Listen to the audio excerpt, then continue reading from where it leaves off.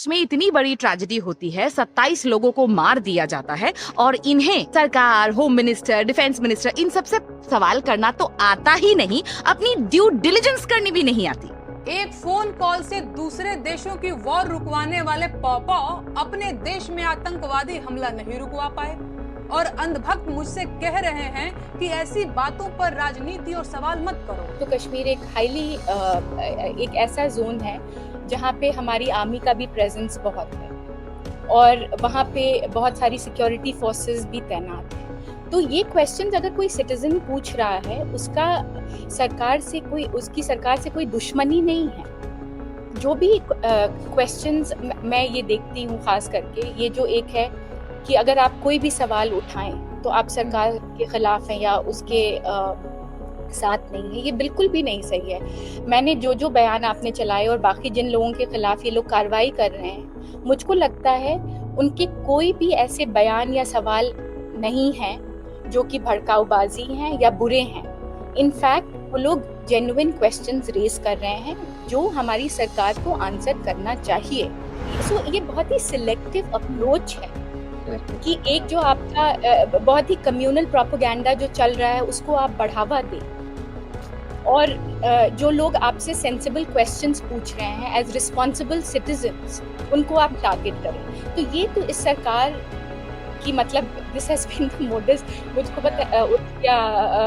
हिंदी में ये लफ्ज कोई समझ में नहीं आ रहा, लेकिन ये इनकी मोडस ऑपरेंडी है, इनके काम करने का तरीका है।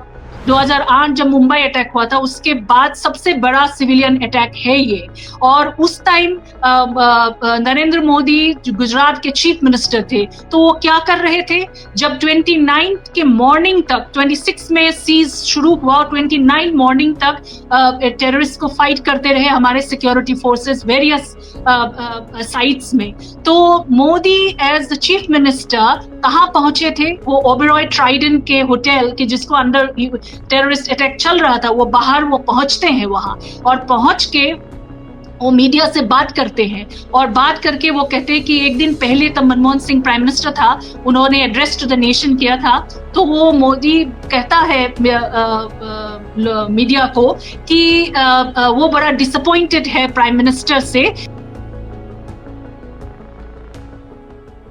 नमस्कार, मेरा नाम है जीशान कास्कर और आप देखना शुरू कर चुके हैं द वायर का लाइव शो। दर्शकों, आज के कार्यक्रम में हम कई मुद्दों पर बात करेंगे। कंटेंट क्रिएटर्स पर लगे एफआईआर से लेकर असम में हो रही गिरफ्तारियों तक। आपको टाइटल देख के अंदाजा तो आ ही गया होगा, लेकिन आपको बता दें कि पहलगाम आतंकी हमले को घटे एक हफ्ते से ज्यादा का समय बीत चुका है। 22 अप्रैल को जम्मू कश्मीर के बाईसरण वैली में हुए इस हमले में 26 लोग मारे गए, जिनमें ज्यादातर पर्यटक थे। इस घिनौने अपराध के बाद पूरा देश एकमत होकर आतंकवाद के खिलाफ पूरी दृढ़ता से खड़ा नजर आ रहा है। विपक्ष समेत सभी वर्गों और समाजों के लोगों ने सरकार का मजबूती से साथ दिया और पाकिस्तान के खिलाफ कार्रवाई करने की मांग की। कुल मिलाकर सभी स्तरों से पहलगाम हमले का खंडन ही देखने मिला। लेकिन ये जरूरी नहीं कि सरकार का साथ देने का मतलब है कि उनसे सवाल भी ना किया जाए। प्रधानमंत्री ने अपने पॉडकास्ट में कह तो दिया था कि आलोचना करना प्रजातंत्र की आत्मा में है, लेकिन अपनी सरकार की जरा सी भी आलोचना सरकार को पसंद नहीं आ रही। पहले नेहा सिंह राठौड़, फिर मिस मेदुसा और अब आज 4 PM न्यूज। जिन लोगों ने सरकार की विफलताओं पर सवाल उठाए, उन पर कार्रवाई की गई। मंगलवार को लखनऊ से चलने वाले 4 PM न्यूज के यूट्यूब चैनल को बैन कर दिया गया। ये चैनल पिछले कुछ वर्षों से प्रधानमंत्री और उनकी नीतियों की आलोचना करने के लिए जाना जाता था। अब शो में आगे बढ़ने से पहले एक छोटा क्लिप देखते हैं और समझते हैं कि आखिर जिन क्रिएटर्स पर एफआईआर हुई है, जिनका नाम मैंने इसके पहले लिया, उन्होंने क्या कंटेंट बनाया था। 1 मिनट का ये क्लिप पहले देख लीजिए, फिर शो में आगे बढ़ते हैं। My name is Dr. Medusa and today let me teach you what is the meaning of monetizing grief. ज्यादा दूर नहीं जाना है, आप हमारी देश की गिद्ध मीडिया को ही देख लीजिए। गिद्ध नहीं, बेचारे अच्छा काम करते हैं। Maggot media, just look at the maggot media that we have in our country. देश में इतनी बड़ी ट्रेजेडी होती है, 27 लोगों को मार दिया जाता है और इन्हें सरकार, होम मिनिस्टर, डिफेंस मिनिस्टर, इन सब से सवाल करना तो आता ही नहीं, अपनी ड्यू डिलिजेंस करनी भी नहीं आती। एक फोन कॉल से दूसरे देशों की वॉर रुकवाने वाले पॉपॉ अपने देश में आतंकवादी हमला नहीं रुकवा पाए और अंधभक्त मुझसे कह रहे हैं कि ऐसी बातों पर राजनीति और सवाल मत करो। तो किस बात पर सवाल करूं? शिक्षा पर, जिसे अब मुद्दा ही नहीं समझा जाता, या स्वास्थ्य पर, जिस पर सवाल करना अब आउट ऑफ फैशन हो गया है? बोलो किस पर सवाल करूं? बेरोजगारी पर, जिसके जवाब में तुम्हारे अब्बा हुजूर पकौड़ा तलने की सलाह देते हैं? अरे जब देश की राजनीति ही राष्ट्रवाद और हिंदू मुसलमान के मुद्दे पर चल रही है, उसके बाद भी आतंकी हमलों में देशवासी मारे जा रहे हैं, तो सवाल किस मुद्दे पर करूं? तो ये दोनों बयान आपने सुने। दूसरा वाला जो बयान था जो नेहा सिंह राठौड़ का था, उसको तो अखिलेश यादव ने अपनी प्रेस कॉन्फ्रेंस में ही चला दिया था। तो ये दोनों वीडियो देख के ऐसा दिखता है कि सरकार ने पहलगाम हमले के बाद सुरक्षा चूक पर सवाल उठाने वालों और उसके बाद हुई सांप्रदायिक रिपोर्टिंग के खिलाफ आवाज उठाने वालों को निशाना बनाया। लेकिन क्या सरकार से सवाल पूछना गलत है? क्या ये सही सवाल नहीं है कि बैसरन में जब आतंकी हमला हुआ तब वहां पर सैनिक मौजूद क्यों नहीं थे? क्या यह सवाल सही नहीं है कि कश्मीर में स्थिति सामान्य ना होने के बावजूद ऐसा क्यों कहा गया कि स्थिति सामान्य है? क्या सरकार को इन सवालों के जवाब नहीं देने चाहिए? अगर जवाब ना हो तो कम से कम सवाल पूछने वाले पर तो कार्रवाई ना हो। मुझे याद है 2000 के पहले दशक में कई बम धमाके होते थे। कई केस आज भी लंबित है कोर्ट में, लेकिन उस वक्त का मीडिया सरकार को कटघरे में खड़ा करता था। 26/11 के हमले के बाद तो महाराष्ट्र के गृह मंत्री आर पाटिल के एक गैर जिम्मेदाराना बयान की वजह से उन्हें गृह मंत्री पद से इस्तीफा देना पड़ा था। आज तो उस तरीके का मीडिया ट्रायल नहीं होता, लेकिन फिर भी इतना डर क्यों? फिर एक बार बता दे कि सरकार से सवाल पूछना और पाकिस्तान की तरफ होना समानार्थी नहीं है। बहरहाल विपक्ष ने ऑल पार्टी मीटिंग में सरकार से पूछा कि पर्यटकों को उस क्षेत्र में ले जाने की अनुमति क्यों दी गई जिसके बारे में स्थानीय प्रशासन को कोई जानकारी नहीं थी। लेकिन इन सवालों का जवाब देने के बजाय सरकार ने आलोचकों को पाकिस्तान समर्थक करार देना शुरू कर दिया। इस सब के अलावा असम और उत्तर प्रदेश में कई गिरफ्तारियां हुई है। यूपी के आगरा में तो 2 लोगों की हत्या हुई, जिसके बाद एक वीडियो वायरल हुआ जिसमें एक व्यक्ति हत्या को पहलगाम हमले का बदला बताता है। हालांकि पुलिस ने मामले में गिरफ्तारी की और कहा कि हत्या करने से पहले धर्म पूछा नहीं गया था। तो ओवरऑल देश में हालात काफी चिंताजनक है और इन्हीं विषयों पर बात करने आज मेरे साथ 2 खास मेहमान मौजूद हैं। संगीता बरुआ पिशरोटी जो द वायर की नेशनल अफेयर्स एडिटर है, और साथ में जुड़ेगी वरिष्ठ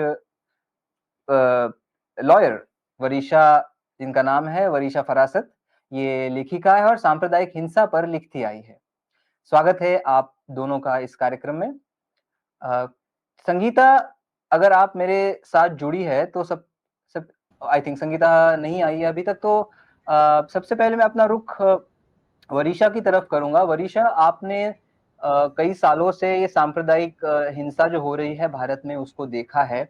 आज आप हाईकोर्ट में हैं, इस तरीके के तमाम केसेस देखते हैं, तो आप ही बताइए, ये एक तो हमने जिस मुद्दे से शुरू किया, यानी कि जो क्रिएटर्स पर एफआईआर हुए, उसके बारे में आप किस प्रकार से देखती है इसको, और जिस प्रकार के अन्य घटनाएं कुछ हमें देखने मिली है जो मुस्लिम समाज के लोगों के साथ घटी है, उसके ऊपर आपकी प्रतिक्रिया मैं जानना चाहता हूँ। जी वरीशा। शुक्रिया जीशान, धन्यवाद कि आपने हमें इस शो में इनवाइट किया।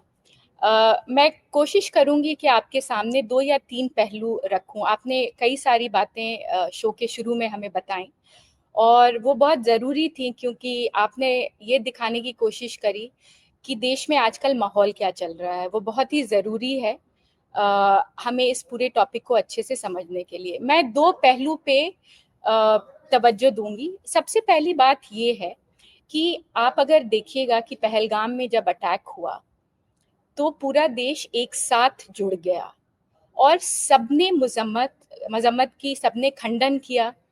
कोई ऐसी पॉलिटिकल पार्टी नहीं थी, कोई ऐसा इंसान नहीं था, कोई ऐसा इंसान किसी भी धर्म का नहीं था जिसने कि इसकी खंडन नहीं किया। सबने कहा बहुत गलत हुआ है, सिविलियंस पे अटैक हुआ है और ये बात जो है ये होनी नहीं चाहिए थी। और ये बहुत ही इम्पोर्टेंट चीज़ है, क्योंकि आप अगर देखिएगा कि हमारा देश जो है वो इस मुसीबत में एक साथ खड़ा हुआ है। लेकिन बहुत सारी ताकतें ऐसी हैं और बहुत सारे कम्युनल एलिमेंट्स ऐसे हैं जो कि इस तरह की घिनौनी घटना को कम्युनलाइज करना चाह रहे हैं। और ये बहुत ही, मैं ये कहती हूँ, ये बहुत ही गलत चीज़ है। और इसका जो इम्पैक्ट है वो हम ग्राउंड लेवल पे देख रहे हैं। सबसे पहले तो मैं, आपने जो दो लड़कों की बात की, जो मुस्लिम लड़के थे जिनको आगरा में मारा गया, आप ये देखिए कि मारने के बाद एक तरह का ऐसा वीडियो वायरल किया जा रहा है जिसमें वो बहुत ही प्राउडली कह रहे हैं कि हमने ये काम किया है। शायद मैंने पूरा ठीक से देखा नहीं था, लेकिन शायद ये कहा गया है कि उन्होंने 26 मारे हैं, हम 2600 मारेंगे। तो जब इस तरह की बातें सोसाइटी में चल रही हैं और वायलेंस हो रहा है, तो ये तो बहुत ही चिंता की बात है हम सब के लिए। इसके अलावा भी ज़ीशान, अगर आप देखेंगे तो बहुत सारे कश्मीरी स्टूडेंट्स जो कि देश की अलग अलग जगहों में पढ़ रहे हैं, उनके ऊपर अटैक्स हुआ है। देहरादून में एक इंडियन एक्सप्रेस ने न्यूज़ रिपोर्ट की थी, जहाँ पे देहरादून में एक टेक्नोलॉजी इंस्टीट्यूट है जहाँ पे बच्चे पढ़ रहे हैं, कश्मीरी बच्चे पढ़ रहे हैं, और वो बहुत ही घुल मिल करके अपने सारे नेबर्स और बाकी लोगों के साथ देहरादून में सालों से रह रहे हैं, उनको जानते हैं। लेकिन इस पहलगाम की घटना के बाद उनके ऊपर भी अटैक हुआ। इसी तरह से देश में अलग अलग स्टेट्स में, खास करके मैं नाम लेना चाहूँगी, आपने भी कई मामलाओं का जिक्र किया, जैसे यूपी में, हरियाणा में, उत्तराखंड में, महाराष्ट्र में, खास करके इन स्टेट्स में एक तो कश्मीरी मुस्लिम्स पे अटैक हो रहा है और जनरली मुसलमानों के खिलाफ भी बहुत सारी ऐसी बातें की जा रही हैं। मुसलमानों का इस अटैक से कोई लेना देना नहीं है, तो फिर उनको क्यों लाया जा रहा है? उनके खिलाफ इस तरह का कम्युनल फ्रेंजी क्यों विप अप किया जा रहा है?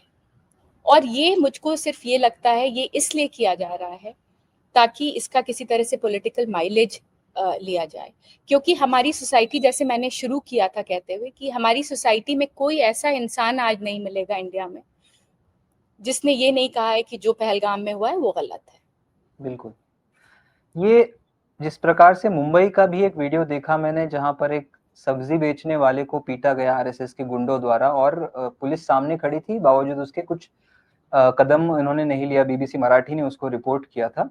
वारिशा, आपका एक्सपीरियंस सांप्रदायिक घटनाओं को देखने का हमसे ज्यादा है, तो आपको ये जो आज कार्रवाई हो रही है जिसका आपने जिक्र किया, मैंने भी एक दो चीजें जिक्र की, तो ये सारी चीजें क्या नई हुई है? क्योंकि 2008-7 इस दौरान भी, इस वक्त भी कई सारी आतंकवादी घटनाएं हुई थी, उसके पहले भी होती आई है।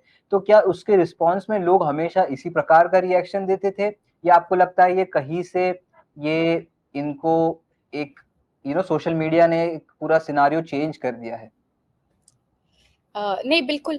देखिए, ये घटनाएं तो हमेशा हुई हैं और सांप्रदायिक दंगे भी हुए हैं, और वो हम जानते हैं, मैंने उस पर काम भी किया है। लेकिन एक चीज़ इस बार मुझको अलग लग रही है, और वो ये है कि आपके जो सीनियर, मतलब आप एक तरह से कह लीजिए रहनुमा, जो आपके लीडर्स हैं, जो कि पार्टी जो अभी पावर में है, वो जो हैं वो इन भड़काऊ बयानों को और भी मतलब बढ़ावा दे रहे हैं एक तरह से। और मैं इसमें एक एग्जाम्पल यूज करना चाहूंगी कि जो महाराष्ट्र में नीतीश राणे ने जिस तरह का बयान दिया, आप अभी महाराष्ट्र की बात कर रहे थे ज़ीशान, वहां पे नीतीश राणे ने कहा है कि वही एक जो जनरल ट्रेंड चलता है और एक जो नैरेटिव बनता है कि भाई मुसलमान गद्दार हैं, इनको पाकिस्तान भेजो, ये यहाँ पे नहीं, ये हमारा नमक खाते हैं और इसी थाली में छेद करते हैं, वगैरह वगैरह। वो जो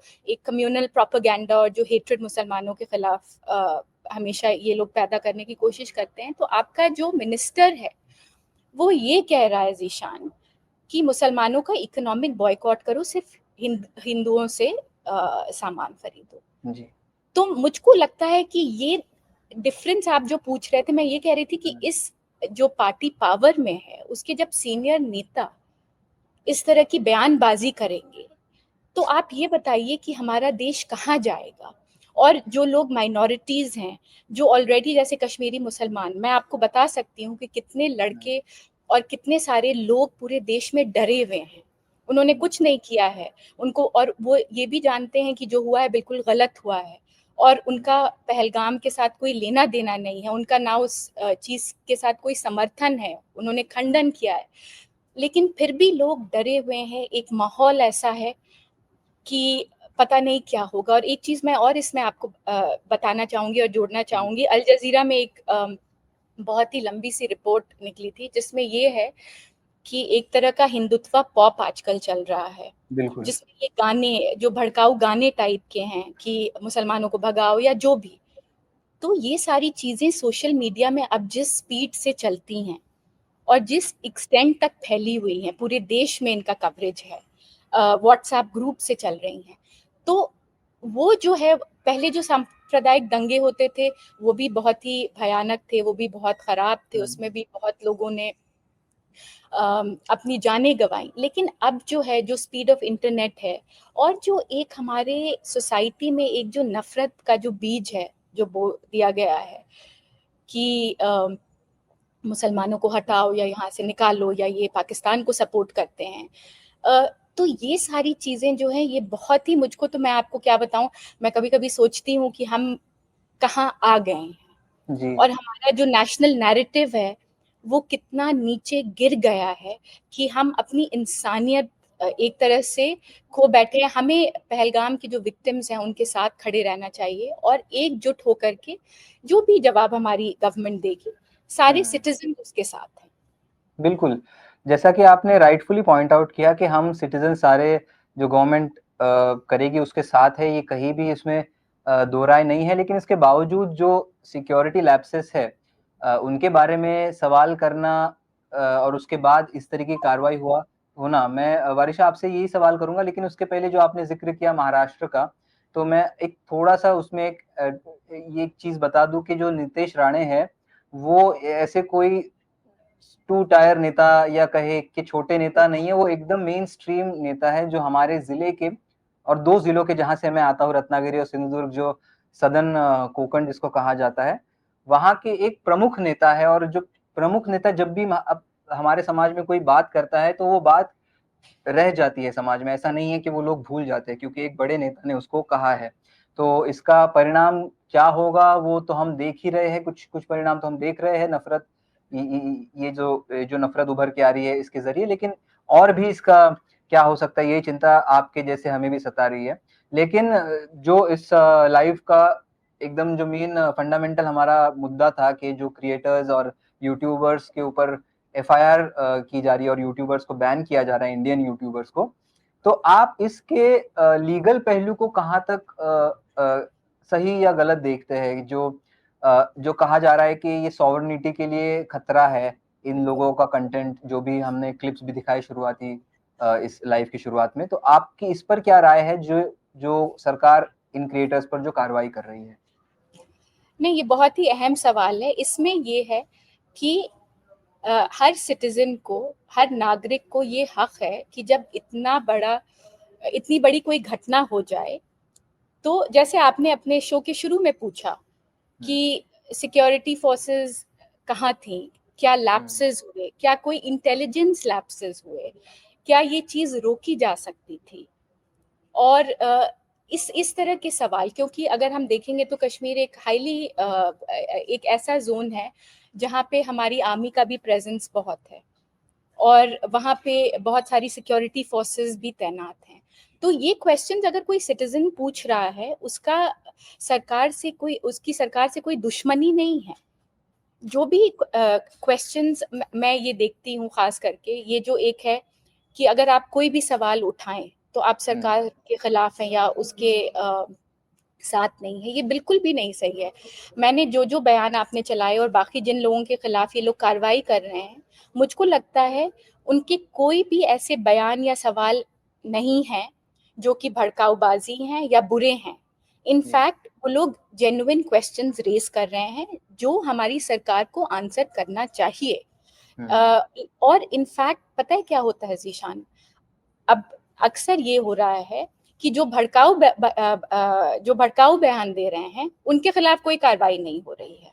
जी जो इस तरह की जो मैंने अल जजीरा की स्टोरी को कोट किया, जो वो हिंदुत्व पॉप, वो जिस तरह के सॉन्ग्स हैं वे दे आर एग्जॉर्टिंग पीपल कि मुसलमानों के खिलाफ आप इस तरह के एक्शन लीजिए, जो कि एक्चुअली प्रॉब्लमेटिक है, जिसके खिलाफ मुझको लगता है कि माहौल ताकि गंदा ना हो उसके खिलाफ फौरन एक्शन लेना चाहिए।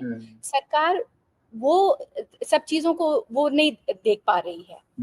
लेकिन ये बेचारे जो सिविल सोसाइटी एक्टिविस्ट हैं या जर्नलिस्ट हैं या जो एक्चुअली कंसर्न सिटीजन्स हैं, उनके खिलाफ ये बहुत ही सिलेक्टिव अप्रोच है कि एक जो आपका बहुत ही कम्युनल प्रोपेगेंडा जो चल रहा है उसको आप बढ़ावा दें, और जो लोग आपसे सेंसिबल क्वेश्चंस पूछ रहे हैं एज रिस्पॉन्सिबल सिटीजन्स, उनको आप टारगेट करें। तो ये तो इस सरकार की मतलब this has been the modus, मुझको पता उर्दू या हिंदी में ये लफ्ज कोई समझ में नहीं आ रहा, लेकिन ये इनकी मोडस ऑपरेंडी है, इनके काम करने का तरीका है। इसमें एक और अहम बात ये भी है कि आप ये बताइए, मैंने आपसे शुरू में कहा कि लोग डरे हुए हैं, कश्मीरी मुस्लिम्स डरे हुए हैं, मुस्लिम्स भी उनको लग रहा है कि इस तरह की जब प्रोवोकेटिव सॉन्ग्स चल रही हैं, सोशल मीडिया पोस्ट चल रही हैं, तो वो भी सहमे हुए हैं। क्या प्राइम मिनिस्टर की रिस्पॉन्सिबिलिटी नहीं बनती है कि वो आश्वासन दें कि हम सबके साथ हैं, हमें पता है कि सब लोग इसके खिलाफ हैं, एक एक सिटीजन जो इंडिया का नागरिक है वो इस पहलगाम अटैक के खिलाफ है, और हम भी सबके साथ खड़े हुए हैं, या कोई सीनियर लीडरशिप, मैंने तो ऐसा कोई आश्वासन नहीं देखा है। और ये चीजें भी इम्पोर्टेंट है, आप इन जो लोग आपसे सवाल पूछ रहे हैं उनको आप टारगेट कर रहे हैं, और लीगली भी ये अनटेनेबल केसेस हैं। ओके, बहुत बहुत शुक्रिया वारिशा, आपने विस्तार से इसके लीगल पहलू पर भी हमारा ध्यान आकर्षित किया। अभी हमारे लाइव में हमारे साथ जुड़ रही है द वायर की editor Seema Chishti. Seema ji, thank you for joining in this live. लेकिन इस चर्चा को आगे I am so sorry, Sangeeta ji ने ज्वाइन किया है। संगीता जी धन्यवाद। और चूंकि आप ज्वाइन कर चुकी है, मैं चाहता हूं कि सबसे पहले हम अब थोड़ा सा हमारा ध्यान जो है वो असम की तरफ ले जाए, क्योंकि असम में भी काफी गिरफ्तारियां हुई है। और कुछ भी आगे बढ़ने से पहले हम एक बयान सुनते हैं हेमंत बिस्वा शर्मा का, जो मुख्यमंत्री है असम के। वहां पर एक मुस्लिम विधायक को अरेस्ट किया गया क्योंकि उन्होंने अपेरेंटली एलिजेडली पाकिस्तान के पक्ष में बात की, और उसके खिलाफ हेमंत बिस्वा शर्मा की सरकार ने एक्शन लिया। तो पहले तो हेमंत बिस्वा शर्मा ने क्या कहा वो एक बार सुन लेते हैं, फिर संगीता जी से हम बात करेंगे विस्तार से। We are also taking strong action against everyone who is directly or indirectly trying to support or trying to defend Pakistan. One of our MLA from United Democratic Front, Sri Aminul Islam, has said yesterday certain things which has angered people of Assam. I have reviewed the video and I have seen that that video has been posted in a manner to defend Pakistan in the terror in Pakistan and in its complicity in the terrorist attack. I have instructed Assam Police to take strong action against the MLA. DGP has informed me that he has been arrested and he has been booked in the charge of sedition. So we'll take this case to the logical conclusion. तो अभी आप सुन रहे थे हेमंत बिस्वा शर्मा को। इन्होंने सख्त रुख अपनाया है कि पाकिस्तान समर्थक या भारत विरोधी टिप्पणी करने वाले किसी भी व्यक्ति के खिलाफ राष्ट्रीय सुरक्षा अधिनियम यानी NSA लगाने की कसम खाई। 26 अप्रैल 2025 तक AIUDF विधायक अमीनुल इस्लाम सहित कम से कम 19 व्यक्तियों को हमले से संबंधित कथित रूप से देशद्रोही सोशल मीडिया पोस्ट के लिए असम, त्रिपुरा और मेघालय में गिरफ्तार किया गया है। संगीता, आपसे मैं जानना चाहता हूं कि हेमंत बिस्वा के दृष्टिकोण से असम में राजनीतिक और सामाजिक परिवेश में किस तरह से ये आकार लेगा आगे पॉलिटिक्स, इस पर आपकी क्या राय है जो अभी हेमंत बिस्वा शर्मा की सरकार ने कदम उठाए उस पर? देखिए, यहाँ पे बहुत सारे पहलू हैं। पहली बात तो ये है कि अभी तक 27 लोगों को अरेस्ट किया गया है और उसमें से बहुत सारे, जैसे अमीनुल एक इम्पॉर्टेंट अरेस्ट है। और ये वीडियो मैंने भी देखा है, उनका वीडियो मैंने देखा है अमीनुल का। तो उसमें वो पाकिस्तान को नाम नहीं लेते हैं। वो एक्चुअली क्या है कि एक ऑपोजिशन लीडर की तरफ से बात कर रहा है। वो पुलवामा को हाईलाइट कर रहे हैं और बीजेपी को एक्यूज कर रहे हैं कि ये कोई एक प्री प्लान कॉन्स्पिरेसी था। तो ऐसी टाइप के चीजें कह रहे हैं। तो दूसरी बात ये है कि अभी तो कोर्ट में है केस, उनको 5 डेज का रिमांड दिया है, पुलिस रिमांड। तो वो केस सामने आएगा। लेकिन इनके साथ साथ बहुत सारे और भी अरेस्ट नॉर्थ ईस्ट में हुआ है। असम में तो जैसे मैंने कहा 27 अरेस्ट हुआ है, त्रिपुरा में अरेस्ट हुआ है। त्रिपुरा से हमें पता चला कि एक हिंदू का रिपोर्ट आया है, उसमें 3 अरेस्ट हुई थी वहां तक, तब तक परसों तक। और उस अरेस्ट में रिपोर्ट में कहा जाता है कि स्टेट पुलिस को, एक ऑफिसर को वो कोट करते हैं, वो कहते हैं कि सेंटर के आदेश से ये काम किया जा रहा है। जैसे स्टेट पुलिस और इनके साइबर सिक्योरिटी जो सेल है वो पूरा कॉम्बिंग ऑपरेशन चला रहा है on the social media post जो पब्लिक के हैं। तो ये सेंटर से गया है कह रहे हैं। तो हम जब देखते हैं सारे बीजेपी स्टेट्स में, बहुत सारे बीजेपी स्टेट्स में जैसे यूपी हो गया, असम हो गया, त्रिपुरा, ये सब में एक्शन देख रहे हैं, तो शायद कोई सेंटर से कुछ हुआ होगा जो हम अभी कंफर्म नहीं कर सकते हैं। लेकिन ये जो बयान उन्होंने दिया है वो इम्पोर्टेंट है। और वहां जो त्रिपुरा में जो अरेस्ट हुआ उसमें बड़ा इंटरेस्टिंग है। रिटायर्ड स्कूल टीचर वो इंटरनल सिक्योरिटी पे पूछ रहे हैं कि आप कैसे इसमें कोई कहाँ चूक हुई। लेकिन वहां उनको अरेस्ट करके, उसको एंटी नेशनल बना के उनको अरेस्ट कर दिया गया और नो वंडर कोर्ट ने उनको बेल दे दिया। अब एक और रिटायर्ड स्कूल टीचर, वो उसको सपोर्ट करके भी एक पोस्ट डाले थे, वो अभी भी फिलहाल जेल में है, वो भी निकलेंगे। तो ये वाली एक हालत है। और असम में हम देख रहे हैं कि इंटरेस्टिंग है, ये जो अमीनुल है वो हमेशा हिमंत सरकार का टेक ऑन करते हैं। वो कई बार इनको पुलिस एक्शन मिला है, ऐसे एक्शन हमने देखा है उनके खिलाफ हिमंत सरकार का।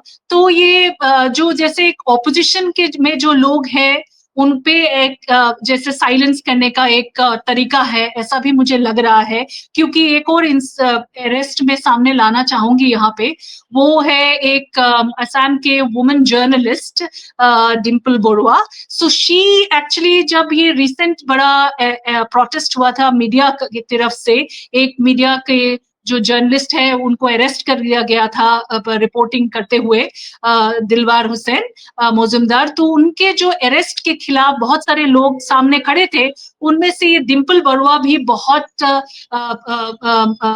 मतलब आगे थी वो।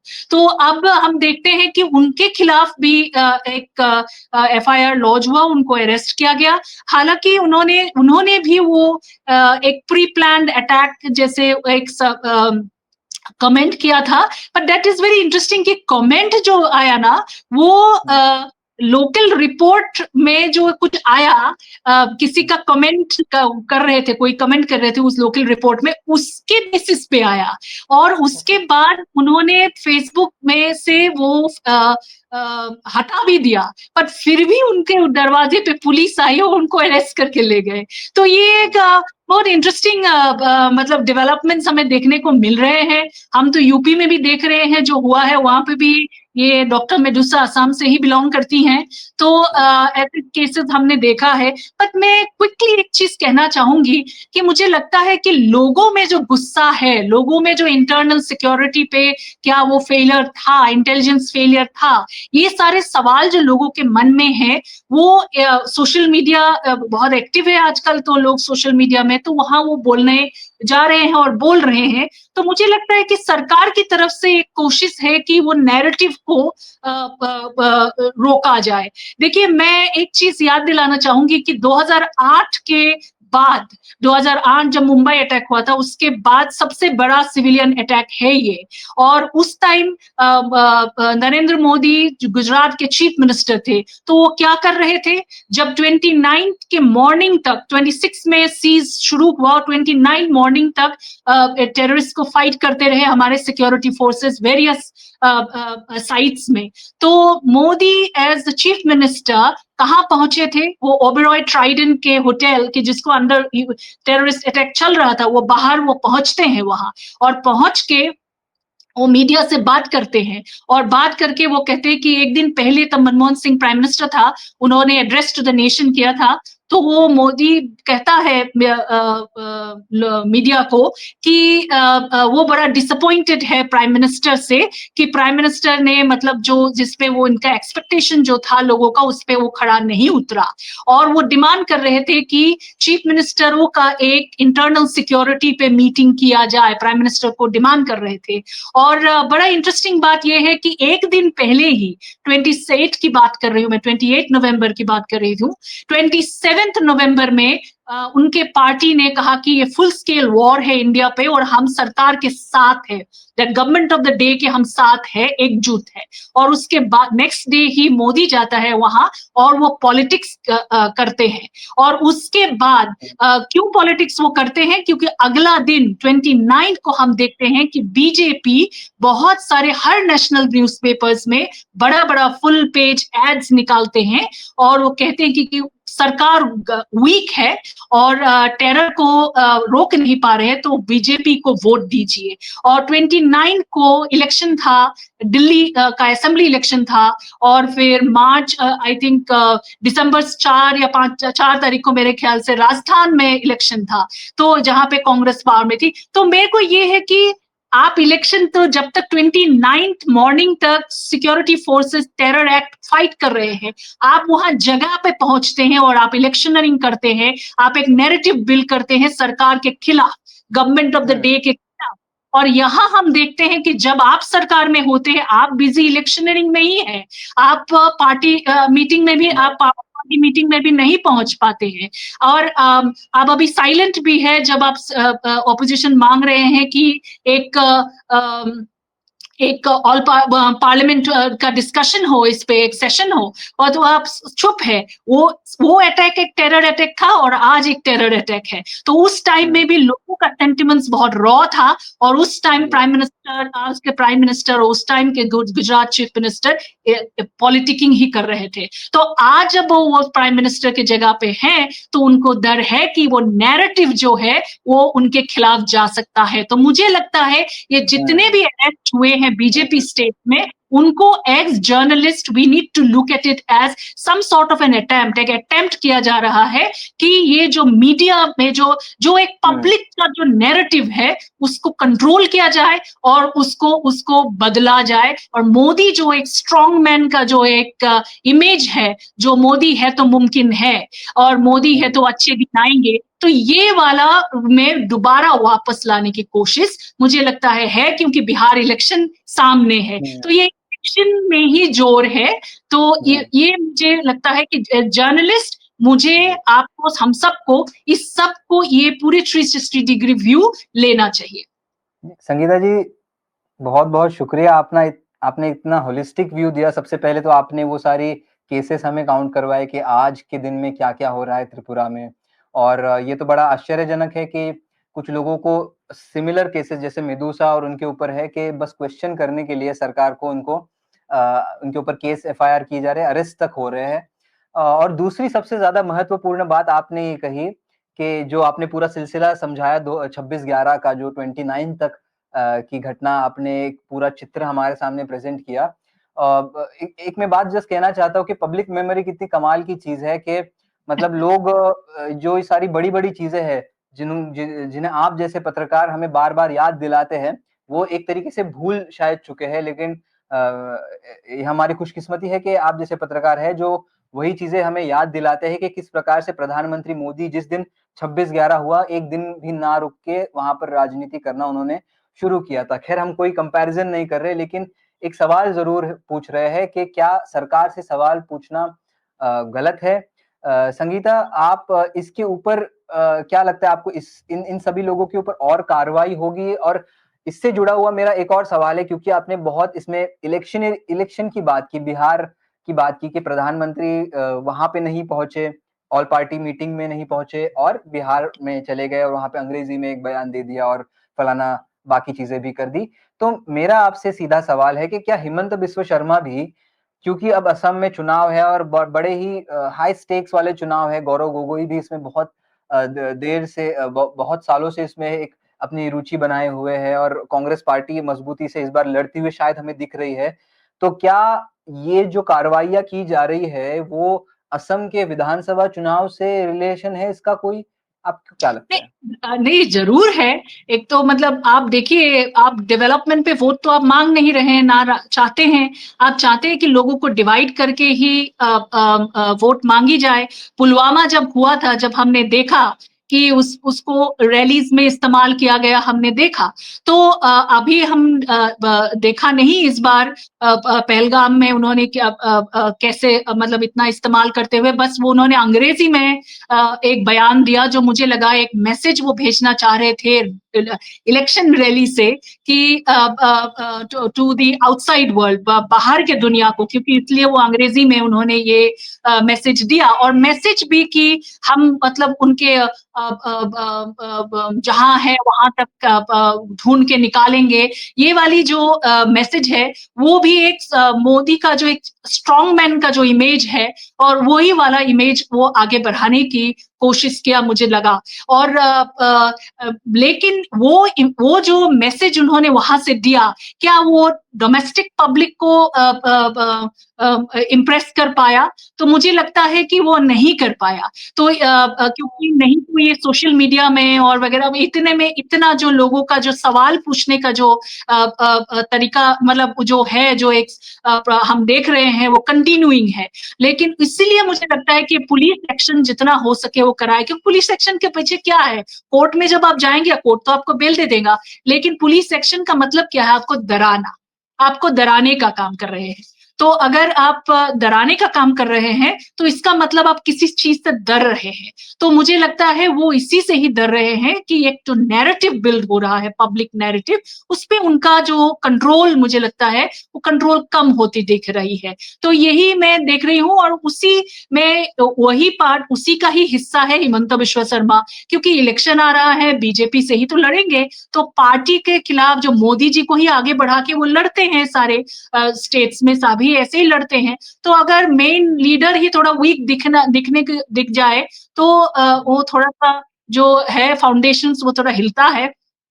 तो मुझे लगता है यही कोशिश है। और ऊपर से आप देखना जी, आप लिस्ट में देख रही हूँ 27 लोग जो असम में अरेस्ट हुए हैं, ज्यादातर लोग मुसलमान समाज से देख रही हूँ मैं। और ये ऑल्सो असमीज भी है, हिंदूज भी है, डिम्पल ऐसी हैं।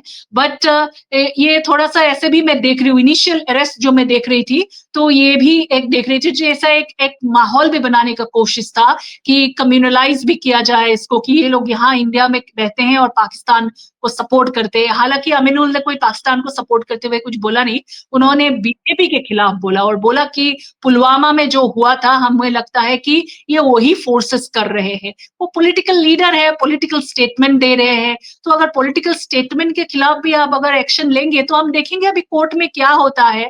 5 डे का पुलिस रिमांड तो उनको मिल गया है पुलिस को, तो हम देखेंगे। तो मुझे लगता है अगला जब जाएगा ऐसे ही चलेगा तो ये कन्फ्रंटेशंस और बढ़ेगी, क्योंकि मुझे लगता है इनको डर बैठ रहा है, कुछ तरह के डर। तो अगर डर होंगे तो और भी ऐसे डराने की कोशिश करेंगे, जब डराने की कोशिश करेंगे तो संघात होंगे। तो मुझे लगता है ऐसे ही मैं कमिंग टाइम्स में ये देख रही हूँ, सब इलेक्शन रिलेटेड मुझे लगता है एक नैरेटिव बिल्डिंग की कोशिश है, चाहे वो बिहार हो और चाहे असम। जी, बिल्कुल ही एक फ्रेश नजरिए के साथ संगीता आपने और हमारे दर्शकों के लिए हमारे एक चीजें सामने रख दी है। ये शो जो भी देख रहा होगा, आई एम श्योर उसका नजरिया, मैं ये नहीं कहूंगा कि बदला होगा, लेकिन कहीं ना कहीं उसको अब तस्वीर साफ साफ तो दिख रही होगी। जाते जाते ये लाइव खत्म करने का समय आ गया है, बस क्योंकि हमारे साथ वारिशा बहुत देर से जुड़ी है। उनका बस एक बार मैं धन्यवाद करता हूँ कि वारिशा हमारे साथ जुड़ी रही। तो वारिशा इस पर आप आखिरी कुछ कमेंट देना चाहते हैं? जो संगीता जी ने कहा कि आपको लगता है कि जो पब्लिक का नैरेटिव है उसको दबाने के लिए सरकार ये सारी अरेस्ट और एफआईआर कर रही है? नहीं, संगीता ने बहुत अच्छे से बताया कि इसके पीछे रीजंस क्या हैं, कि नैरेटिव चेंज करने की कोशिश है, कि सवाल नहीं उठाया जाए। मैं एक चीज़ और यहाँ पे ज़ीशान कहूँगी कि लीगली ये केसेस जो हैं ये बिल्कुल भी अनटेनेबल हैं, ये किसी भी ग्राउंड पे नहीं है। क्योंकि ये लोग क्या कहते हैं, ये लोग एक वर्ड यूज़ करेंगे, ये एंटी नेशनल है, इसने ये एंटी नेशनल पोस्ट की है। There is no legal basis. जो ट्विटर पे कमेंट्स भी, जिन लोगों के खिलाफ भी इन्होंने एफआईआर्स दर्ज की हैं, उसमें कोई लीगल केस नहीं है। और जैसे संगीता ने कहा, मैं बिल्कुल उनसे सहमत हूँ कि ये डराने के लिए है, एक तरह से पूरे तरह से नैरेटिव चेंज करने के लिए है। और नैरेटिव ये चेंज करना है कि जो लोग सवाल उठा रहे हैं वो सवाल नहीं उठाएं, वो डरें और वो चुप रहें। लेकिन मैं एक अपनी बात फिर से रीइटरेट करना चाहूँगी ज़ीशान, क्योंकि ये बहुत ही इम्पोर्टेंट प्लेटफॉर्म है, कि ये जो हुआ है ये बहुत ही सीरियस घटना है, बहुत ही दर्दनाक घटना है। बट जो देश में माहौल क्रिएट किया गया है, जो एक नफ़रत का माहौल क्रिएट किया गया है, वो भी एक बहुत ही वरीइंग चीज़ है। As citizens of India I am saying कि हम पहलगाम को, we are condemning it in every possible way, but equally this should not become an opportunity for the right-wing forces to fan the fires of communalism. We are standing at a very, very, I don't know what to say, हम एक बहुत ही मतलब एक नाजुक मोड़ पे खड़े हुए हैं. As a country, we are, and I think it's a very serious thing because we are standing बहुत ही नाजुक मोड़ पे खड़े हुए हैं. और जो भी रिस्पॉन्सिबल सिटीजन्स हैं, जो भी रिस्पॉन्सिबल वॉइसेस हैं, जो भी रिस्पॉन्सिबल पॉलिटिकल पार्टीज हैं, उनको एकजुट होकर के इस चीज़ का सामना करना पड़ेगा और ये भी बोलना पड़ेगा और बताना पड़ेगा कि हम सब साथ हैं। और इसमें मुझको लगता है कहीं ना कहीं जो मेन पॉलिटिकल पार्टी जो बीजेपी है, it is failing the citizens because like I said, it is fanning communal fires instead of finding a solution, instead of bringing everyone together, because everyone is together in this situation. और ये बहुत ही नाजुक स्थिति है communalism के हिसाब से भी और देश की सेफ्टी सिक्योरिटी बाकी चीजों के हिसाब से भी। बिल्कुल, बहुत बहुत शुक्रिया हमारे एक चीज ऐड करना चाहूंगी इसमें कि सरकार का जो एक मीडिया के लिए एक सूचना आई है, नोटिस आया है, आईएनबी मिनिस्ट्री ने वो जारी किया है कि जब आप रिपोर्टिंग करें इसके बारे में, पहलगाम के रिपोर्टिंग करें, तो उसमें आप जो लाइव लोकेशंस या आर्मी की मूवमेंट, सिक्योरिटी डिफेंस की जो लोकेशंस है वो आप ना दे। तो मुझे लगता है कि दोज आर थिंग्स, ऐसे अगर कोई इंस्ट्रक्शंस आते हैं तो लोग, मुझे लगता है जैसे वारिशा ने कहा, सभी परेशान हैं, सभी दुखी हैं, सभी नेशन वाइड एक सोरो का मोमेंट है और मॉर्निंग है, तो वो शायद वो मीडिया उससे दूर रहेगी। तो ये ऐसा सजेशंस अगर आता है और ऐसा कुछ है तो नेशनल इंटरेस्ट पे है, नेशनल सिक्योरिटी पे है, तो ये लोग उसको स्टेप बैक करेंगे। लेकिन अगर आप खाली एक पॉलिटिकल नैरेटिव को आप बिल्डअप करना चाह रहे हैं और आप एक ऑपोजिशन को सोच रहे हैं कि वो नैरेटिव बना रहे हैं और इसलिए वो आप एफआईआर कर रहे हैं और पुलिस एक्शन ले रहे हैं, तो उसमें प्रॉब्लम है। प्रॉब्लम मतलब ये ऐसे ऑफिशियल जो अनाउंसमेंट है और जिसमें नेशनल सिक्योरिटी को प्रोटेक्ट करने के लिए बोलते हैं और उसमें जायज कुछ बात भी है, तो उस पे लागू हो सकता है। लेकिन ये एक सटल डिफरेंस है, तो मैं उसको पॉइंट आउट करना चाह रही थी। जी, thank you so much Sangeeta, इतना एक तरीके से व्यापक डिस्कशन हम आज कर पाए। थैंक यू वारिशा, आपका भी बहुत बहुत धन्यवाद। तो इस डिस्कशन से दर्शकों, जाते जाते मैं एक अगर आप इस पूरे डिस्कशन का समराइज मैं अगर करना चाहूँ तो सबसे पहला जरूरी मुद्दा ये आया कि जो एफआईआर और जो अरेस्ट हो रहे हैं वो लीगली ये केसेस टेनेबल नहीं है, यानी ये कानूनी दायरे में ये केसेस फिट नहीं होते।